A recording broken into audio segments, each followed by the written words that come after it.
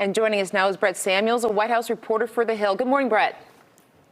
Hey, thanks for having me. Thanks for being here. Do you think that we'll see any other candidates emerge before the DNC outside of Kamala Harris?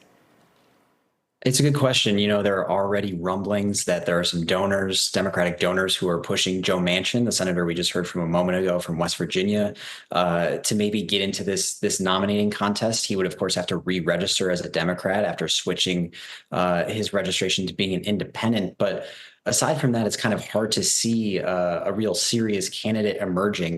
The party's already rallying around Vice President Harris. Some of the folks who you might consider as potential candidates, like Governor Gavin Newsom in California, Governor Josh Shapiro in Pennsylvania, even J.B. Pritzker in Illinois, those folks are already rallying behind Vice President Harris. So I'm skeptical that we'll see a real serious challenger emerge, other than, like I said, maybe Senator Joe Manchin, throwing his hat in the ring. So any reason why former President Barack Obama and Nancy Pelosi haven't endorsed her yet?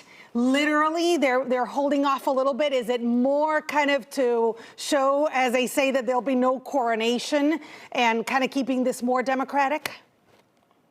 Yeah, I think that's the idea. Certainly, a combination of, on the one hand, I think folks like Barack Obama, they kind of wanted President Biden to have his day where he made this announcement and folks could kind of praise him and his legacy. And as you said, I think a lot of Democrats want this to not be viewed as a coronation. They don't want it to be seen as sort of party elites, quote unquote, crowning Kamala Harris as the nominee. There are some in the party who think she would actually be a stronger candidate and have a stronger case if she went through some kind of primary process where she could say, as she said she intended to earn the nomination, to win it through some sort of process. Now, what that process would look like is sort of an open question. The convention in Chicago is less than a month away at this point, but there are folks in the party like Nancy Pelosi, like former President Obama, who think it would be in Kamala Harris's best interest if she didn't just, was not just handed this nomination, but earned it through some sort of process.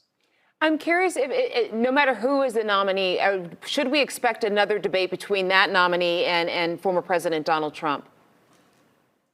I think, it's an open question at this point. We saw, obviously, the former president did not engage in any debates during the Republican primary process because he was ahead in the polls. He didn't feel like it was necessary.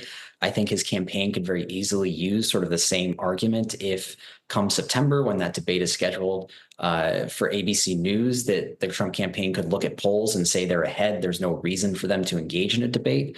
So I think that's worth watching. Obviously, if you're Vice President Harris, if you're the Democratic campaign, they're going to want as many debates as possible. I think they're going to want to draw this contrast between Vice President Harris, or whoever the candidate ends up being, and former President Trump. They think it will energize their voters. They think it will sort of reset the race, reset the narrative. So I think that'll be certainly a negotiation that we'll see play out over these next few weeks. What do you think, Brett, right now they're talking about being her weaknesses? Like, what will be the opposition's targets against her?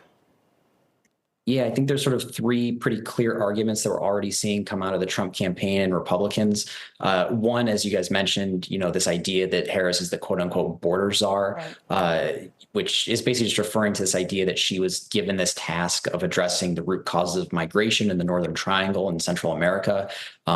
And they're tying that to basically these high numbers of migrants crossing the southern border. So that's number one. Number two, they'll just tie Vice President Harris to issues like inflation and say that she essentially owns the Biden administration's record on issues like that. And then number three, we've already seen some of the Trump campaign and some Republicans make this case that, Vice President Harris was complicit in some sort of cover up, quote unquote, to hide President Biden's condition and his sort of declining state from the American people. So I would expect to hear a lot of that. We're already seeing ads go up with that latter point. So those are sort of the three, I think, big arguments you'll see come out right away, really, as Republicans try to attack Vice President Harris and define her as a candidate. Brett Samuels from The Hill, thanks so much for joining us this morning. We appreciate it. Thank you. Hey, Morgan. Hey, good morning.